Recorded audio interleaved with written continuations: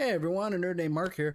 After a week off from superhero time, it's time to sit down with episode 10 of Kamen Rider Geats, which I'm gonna dub this as like the next arc because we're in a new game, we're gonna get some new characters, so this is probably like the second arc, technically, in my opinion, but also it's just a second game. I mean, honestly, when you think about the DGP, it's like usually arcs have something major to it, so realistically I don't know. I don't know how to do the arcs yet. I would say it's just a second DGP, but I still kind of consider like this is a new arc because we're getting some new characters. Um, I still miss Kawa. Okay, I'm not gonna like. I liked his way of like narrating the beginning, like the recap, like as a video vlog and this and that. I really enjoyed that element of the show because it was something new and refreshing. And I've missed it now. It's been gone for 2 episodes. But we start off with Sumire narrating that Ace won once again, and she's sitting there like this new world is unacceptable as Ace comes in, and we realize his wish was for a world where the DGP staff are his family. And I was like, what? And I'm trying to wrap my head around why. And I think it's because now he can like have casual conversations with them, learn more of the inner workings of the DGP and everything else. So I think, he's just keeps making all these new wishes to see what else he could get. And the cool thing about this is like I said, we are getting more information on how the DGP works because Ace is asking like, oh, how do you pick the participants? What are the requirements? This and that. And we find out the game master picks who it is, and no one knows what the criteria is for picking that. And then we finally get to see some flashbacks not flashbacks, but Sumire shows off some more of the previous DGP wish cards that Ace has put up and what he's wished for. So we had things like his first wish was a world where he's a DGP participant until he dies, which I thought was a little extreme. But then I was like, this explains how we were like, hey, why is he always in the DGP even after he wins? We realized he's always going to be a participant until he dies, which I was like, this might be foreshadowing. Maybe something happens, even though he is the main character. Another one is a world where he can live comfortably without working. So I was like, okay, this makes sense. So he can focus on the DGP and everything else. And as long as he's the winner, he never loses his memory. So I was like, that's very interesting. I'm very intrigued by how this is going to pan out long term with his wishes. Because now I'm like, well, what's the new one then? What is this new wish he's going to have going to be? We get to see Azuma coming out of a construction site, and because Ace is trying to figure out more stuff of how people are picked, he's there with Sumire. Azuma obviously doesn't remember anything. He just sees Ace as like the famous person. And the funny thing is, when Sumire gives him his buckle and he touches the ID core, he starts to remember everything and his like hatred towards Ace. But at the same time, Ace is actually signing his shirt because he's famous, and he's like pulls away and he's like, I don't want your stupid signature, I thought that was really cool. And after one whole episode, we actually got to see Kawa in this episode, which really made me happy because, I miss Kawa. And he's like the lotto scratch tickets, and he's losing and frustrated. And Sarah, his sister, shows up, and it's like, that's really uncharacteristic that like he's, buying scratch tickets and this and that, because usually he donates the money to like the people who are raising money for charity behind them. And he said, he doesn't have a job and he's struggling to find one. And then, she's like, oh, well, I'll buy us, food on dinner on me. And he's like, I want sushi. And she's like, you don't want soba? So something about Kawa's personality has now changed. And I'm really curious because if he's not going to be in the DGP, I kind of like having these civilian characters getting more like story to them, so they're still around, but we get to see more information because at one point we did see Neon also, and Ace was like, she looks happy and this and that 'cause she doesn't have her memory, and even Sumire asked if he missed her, and he said no. Then we finally get the new, not new round, but the new DGP starts up, and a lot of new contestants, various contestants. We have, literally, I think other than Azuma and Ace, there's no one really like returning, obviously. But Punk Jack, which I'm really like, Punk Jack, there's something about this, and I'll get into it when we get to some of that story stuff. But we see the game master on the screen watching Punk Jack, and he said, he's counting on him, which is, pretty shady. Obviously, Punk Jack being a staff member, and now getting a human form. And it's great because once again, that Zuma's back. Ace asks him what he wished for, and he literally says the only one wish he wants, and that's still the power to wipe out all Kamen Rider. And I'm like, at least he's consistent. Punk Jack as a character is obnoxious, but I love it so much. It's a nice in your face character because we haven't had a character like that in the first 9 episodes. So I'm really excited because he's very energetic and just outlandish. He even takes out his guitar and just starts singing like Desire, and then starts singing a song to Sumari about how he loves her and to marry him. And we get a funny scene where Ace cuts in between them and he tells him not to touch his sister. So I was like, all right, where Ace is really playing up this whole DGP staff or his family. And my thing is, if Punk Jack was a part of the DGP, wouldn't he technically be a part of the whole family with Ace? So I'm kind of like, something isn't adding up there right now. Hopefully, figure something out about this whole staff of the DGP situation and Ace being family with them. We got a pirate game, by the way. Capture, basically, I want to say capture the flag. It's more like, yeah, it's kind of capture the flag. So it's pirates, and the Jamato are obviously pirates, and everyone has teams, and they'll have a flag to protect. The thing is, you can't let the Jamato get the flag, or they get more powerful, and it's with the amount of players we got, I was shocked with how many we lost in the first round. It was really quick. So basically, we got to see different things where Azuma, he gets his he gets the ninja buckle, and the old man on his team, because he has an old man and another female on his team who I don't believe have names yet. They might have on the display screen. I just didn't see it quick enough. And he tells him, oh, you got the zombie buckle, that's too dangerous. And he swaps with the old man, so the old man gets the ninja one, he gets his zombie form, because let's face it, certain ones resonate with certain ID cores. And then we see also that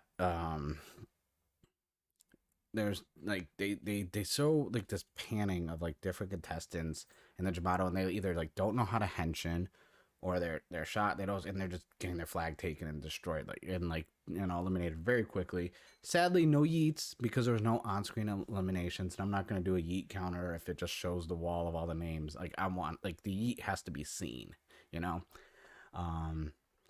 of the things that I really enjoyed was the back and forth between Ace and Punk Jack, like, 'cause he's questioning what is going, like, why he's there and everything else, and they kind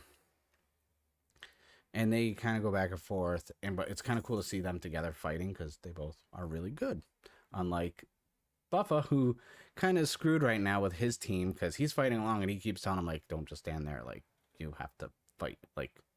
And they decide to like henshin because they saw Buffa do it, and it was kind of entertaining to see like their reaction, because they're just like, oh, this is, they transformed. They're kind of shocked by it, which was pretty cool to see, like, people just like henshin for the first time and not really know what's going on, because we got the thing where Kawa was playing with the Desire driver in his room, but now we got to see that. One of the things I really was intrigued by was the game master was looking on at the screen, and he saw like all the plots being taken, like all the flags and all the eliminations, and he was questioning if the Jamato themselves were getting stronger. So I feel like there's some stuff getting more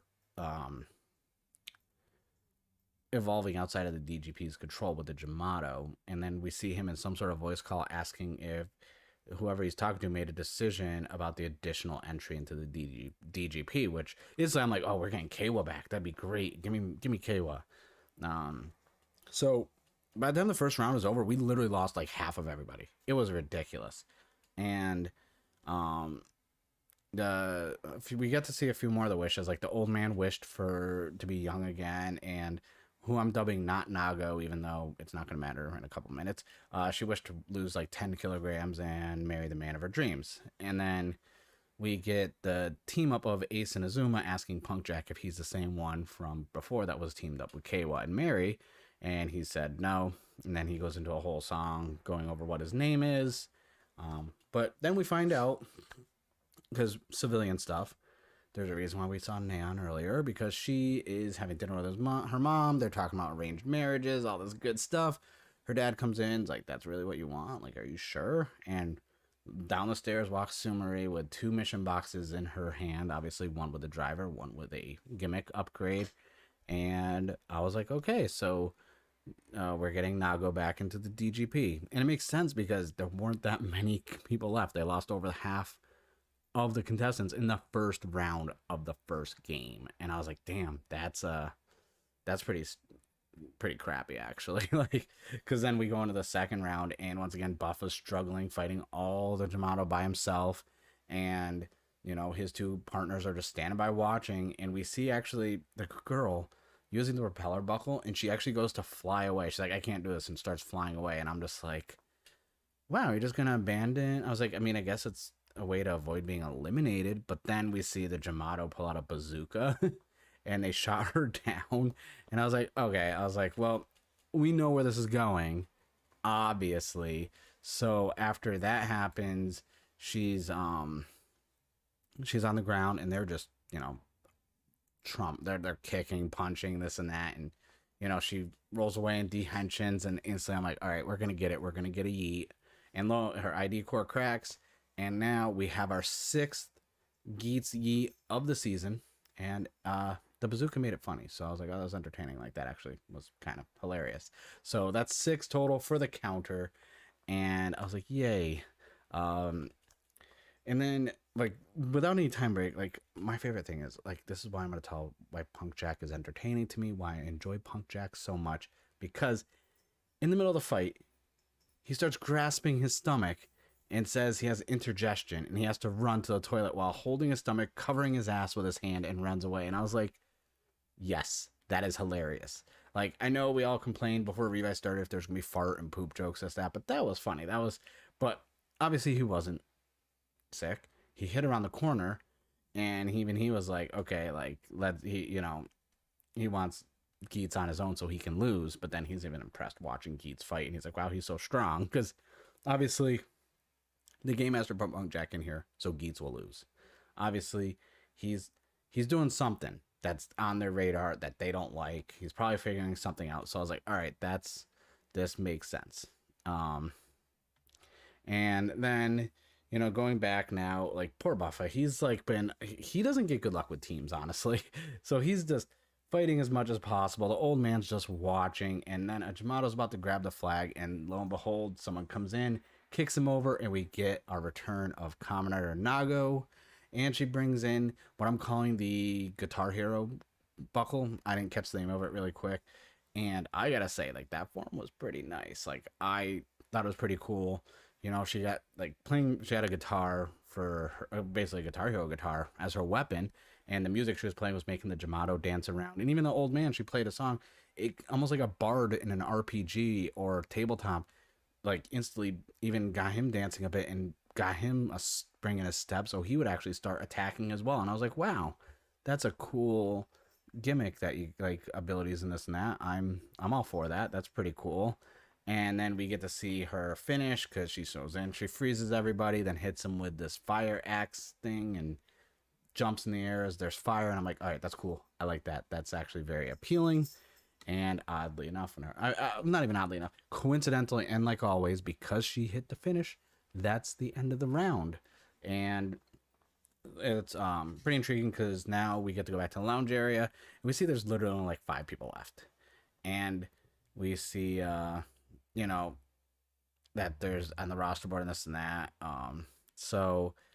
And everyone in the lounge, they're walking around, and Ace is even shocked. He sees Neon, and he's like, oh, because obviously he was on the other side of the game area, so he didn't see her coming in and saving Buffa and whoever the other guy is, whose name I forgot.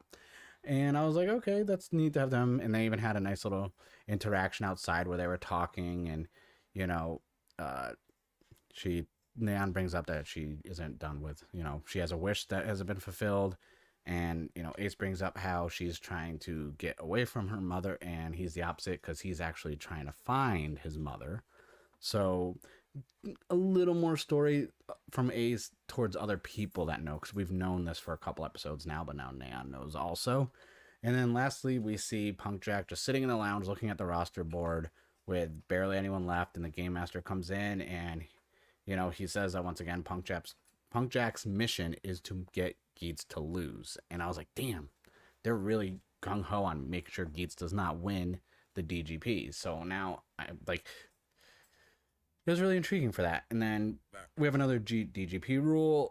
It says it is the game master's right to pick the players. So I was like, okay, cool, not a bad thing. My main thing with this episode, after getting a week off and kind of digesting and taking a break from Kamen Rider, it was a nice break because we just had everything kind of end with episode 9. So having a break and then starting a new game, DGP, perfect timing. I will say, I I I want more. Like, I'm glad we're getting more like peeking behind the wizard's curtain, so to speak, which is a Wizard of Oz reference of the DGP. Getting to see more of the inner working stuff, because like that's what's really intriguing to me right now is especially the game master saying that he's thinking the Jamato are getting stronger. So obviously there's something. And then if he's the game master, who is he talking to asking about another entry?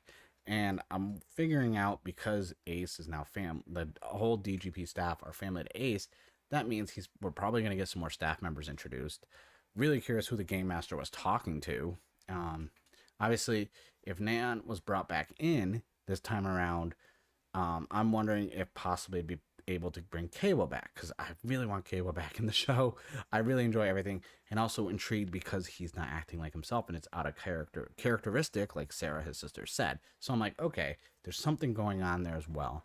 I'm also wondering, because this DGP, I feel like it's going by quick. If we're only one round in and we have 5 people left, I'm just like, how long is this gonna last? Like, this can't last that long, can it then? Like, this might be a quick arc, because usually I say Kamen Rider, their arcs usually go, the first arc is usually between episode 1 and like 14 or 1 and 16. So this could be a 5-episode thing, and then this first real arc is done, even though I said the first 9 episodes were arc, but it's more like one section of the story that was pretty good.